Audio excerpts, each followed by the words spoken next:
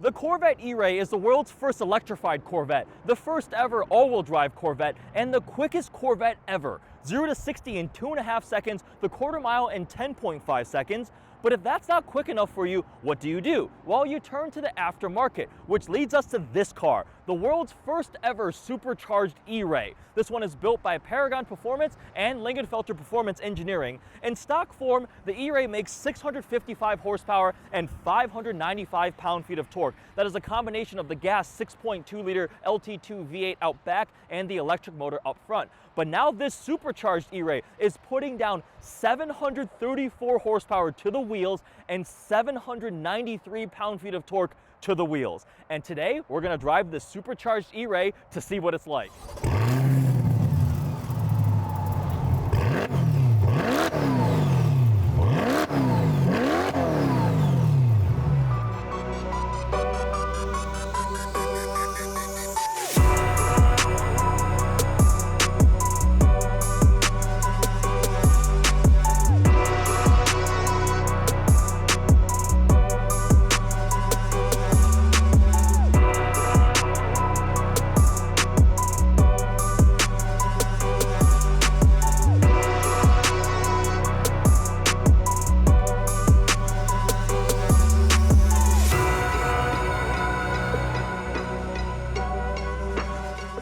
Before we hop in and go for a drive, let's take a quick exterior tour because this supercharged E-Ray has quite a few custom aftermarket touches.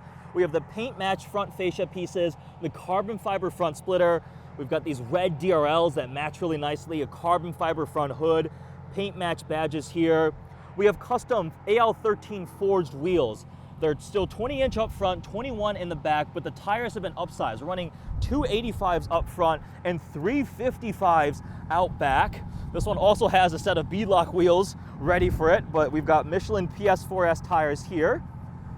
E-Ray badge, some more carbon fiber touches, and under the convertible top, you can see the supercharger. You can look right into the engine bay with that window. We'll come around to the other side. We have more paint match emblems back here, the wing, the taillight surrounds, the grills here, the Corvette logo. And then if you look down below, we have Z06 style center exit exhaust. So the E-Ray from the factory comes with outboard exhaust like the Stingray, but the lower valences are interchangeable, so you can get a Z06 style here. It's got a custom aftermarket carbon fiber lower diffuser area here with the Fab-Speed exhaust exiting from the middle. And if we come here with the convertible top raised, you can see the Lingenfelter supercharger cover there. We've got a little plaque, which is pretty cool. There's an Eventuri intake back there too. With that, I think it's time to hop in and take the supercharged E-Ray for a drive. All right. You get that whir of the supercharger on startup. So if you're not familiar, I personally own a C8 Z06. I've gotten to drive Stingray on the road, on track, Z06, Z07 on road and on the track, and also the E-Ray on road and on track, all in stock form. But now this is a aftermarket modified supercharged E-Ray, so I am quite interested to see what it's like. Those power numbers are pretty impressive because even in stock form, the E-Ray was really quick. The amount of confidence that the all-wheel drive and all the torque inspired is a totally different driving personality and envelope of performance compared to the Z06. The Z06 is a much more hard-edged, track-focused car with that high revving, naturally aspirated V8, whereas the LT2, lower revving, bigger displacement, torquier, kind of your typical Corvette V8. But now with a supercharger on it and the hybrid all-wheel drive, that's gonna be really cool to see what it's like. Everything is warm and up to temperature. Let's go into manual. Whoa!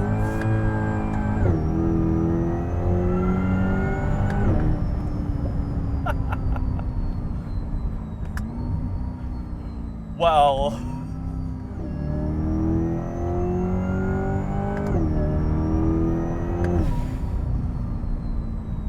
all right, first impressions, obviously, it's pretty quick, as you could tell. The noises, whoa. So when I first drove the stock E-Ray, right, you get the harmony of that V8 rumble, and then you have like the alien spaceship whir of the E-Ray electric motor. But now this thing adds on not only an aftermarket exhaust for the V8 to open that up, but you get the supercharger whir like whine right behind your ear.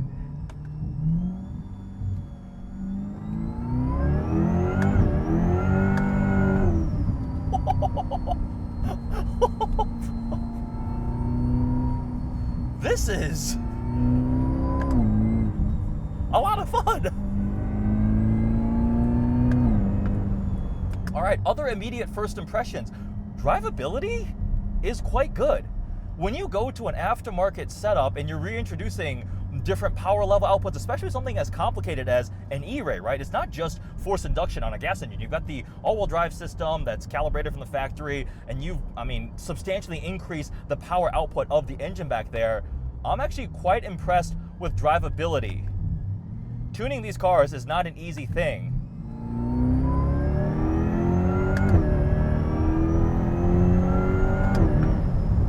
That's like properly quick.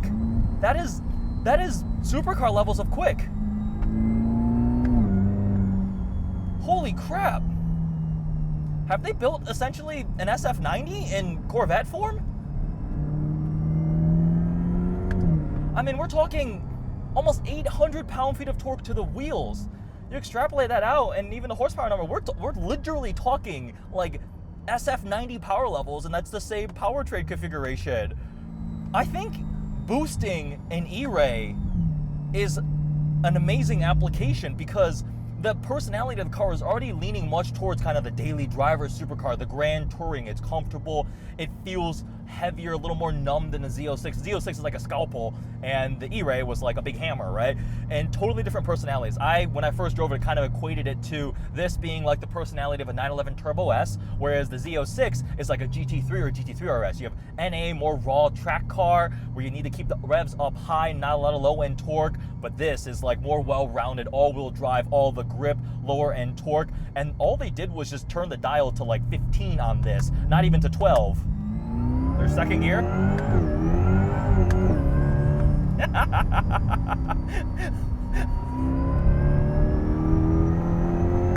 Holy crap! That mid-range punch!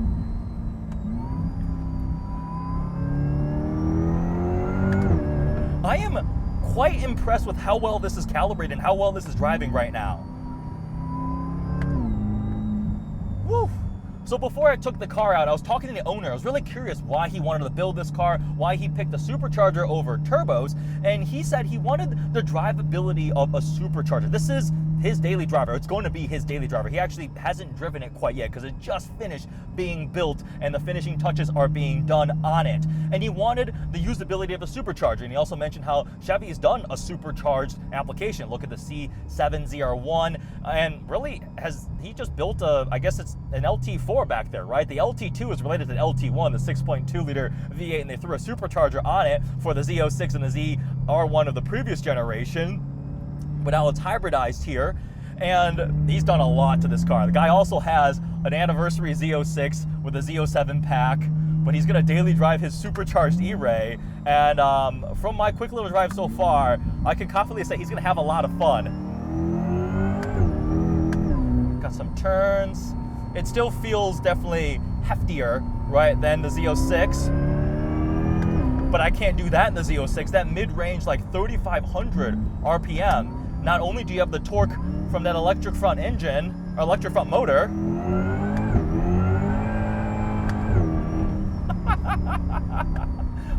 whoa! I could tell he was very excited about the car, talking about all the different changes he made. The center exit exhaust is a really, really cool touch because it does kind of make it look like the Z06. That's, in America, the Z06 design cue, right? Because they have the same wide body treatment. The E-Ray and the Z06 outer dimensions are the same. If you have the Z07 Aero pack, you can obviously tell that it's a Z06 based car, but in America, the E-Rays have the outboard exhaust. I keep saying America because rest of the world, like Europe, if you buy a Z06, unfortunately they have the outboard exhaust, and then you really couldn't tell the difference between an E-Ray and a Z06. But that's part of why he wanted to paint match some of the things, because a lot of people were ordering E-Rays with the paint match side boomerang and the rear trim pieces and things like that. So center exit exhaust with that carbon rear valence and the aftermarket exhaust setup too. There is a lot of speculation right now about what the C8ZR1 is going to be and what the Zora, there's a rumor of an even higher tier above the ZR1. As of what I have heard, and I'm kind of just guessing right now, I think the ZR1 is going to be a twin turbo LT6, but slightly modified. There's a chance they may go to cross plane crank instead of flat plane crank, but it'll be a boosted, purely rear wheel drive 5.5 liter V8, not using the pushrod 6.2 LT2. So that's my guess what the ZR1's going to be. And I thought the ZR1, I think the Zora, sorry. I think the Zora is supposed to add the E-Ray electric assist to whatever the ZR1 powertrain is. So we're talking like 800 horsepower range for the ZR1 and probably maybe 1,000 horsepower for whatever the Zora is, if that happens. And I'm pretty sure they're going to do a fully electrified Corvette at some point, a C8. But, so where does this kind of sit? Is this like the early taste of what a ZR1 or Zora could be like? I think so. This is really, really cool.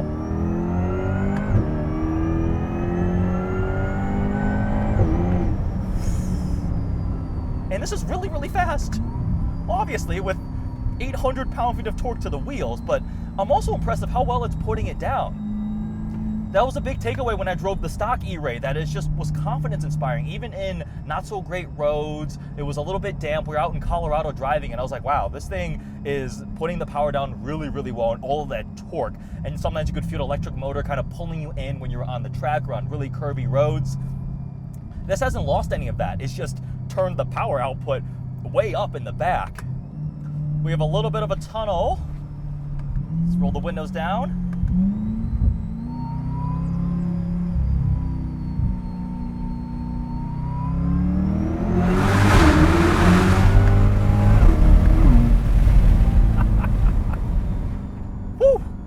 The way this thing builds speed is ridiculous.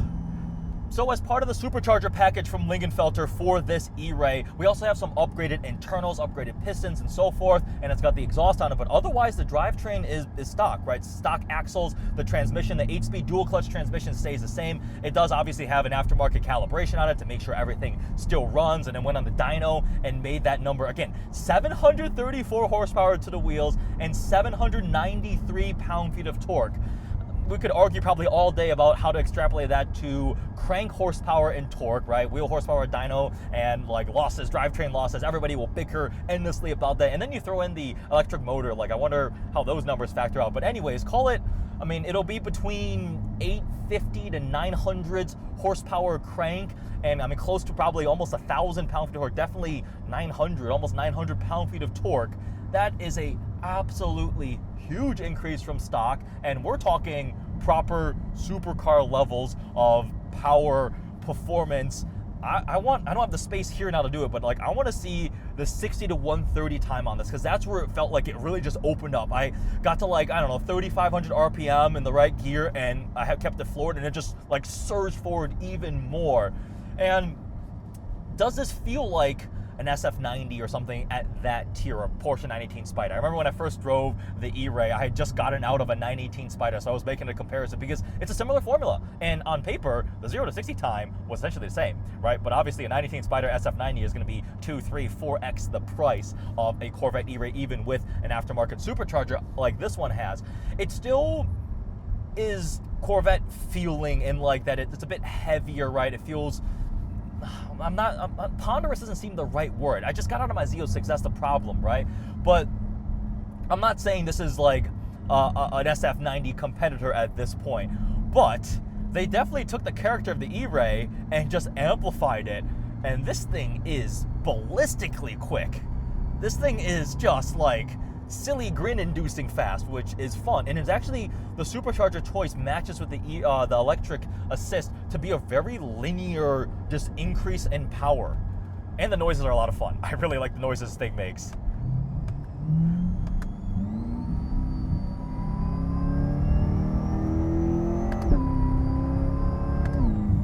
"100% battery, let's go."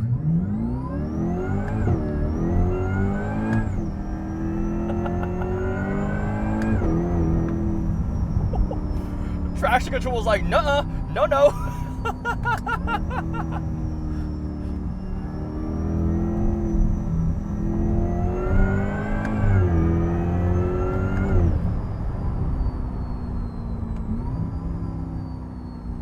This car is straight to prison levels of fast.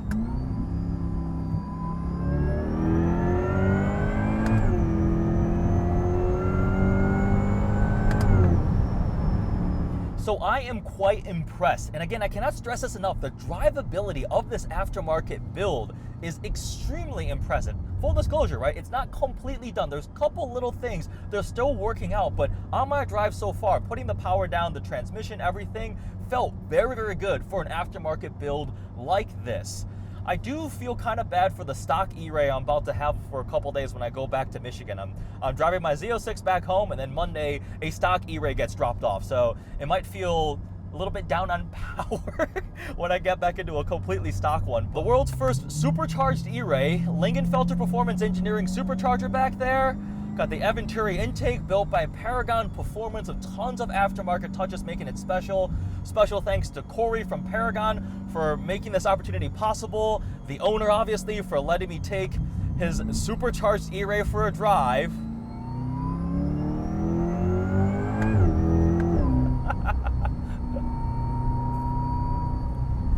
Man, the sounds are so cool.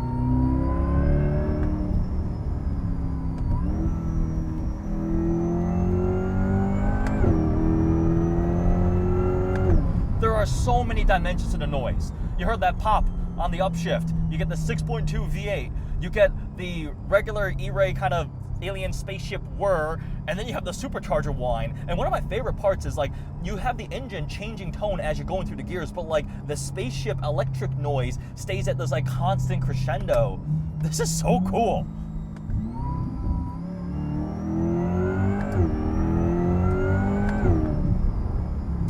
A preview of a forced induction hybrid C8 for a ZR1 or Zora, whatever generation. We'll see, right? But as we sit right now, this is definitely one of the coolest, most unique, and first of its kind C8s in the world, the Supercharged E-Ray. I hope you guys enjoyed this quick review, my first drive experiencing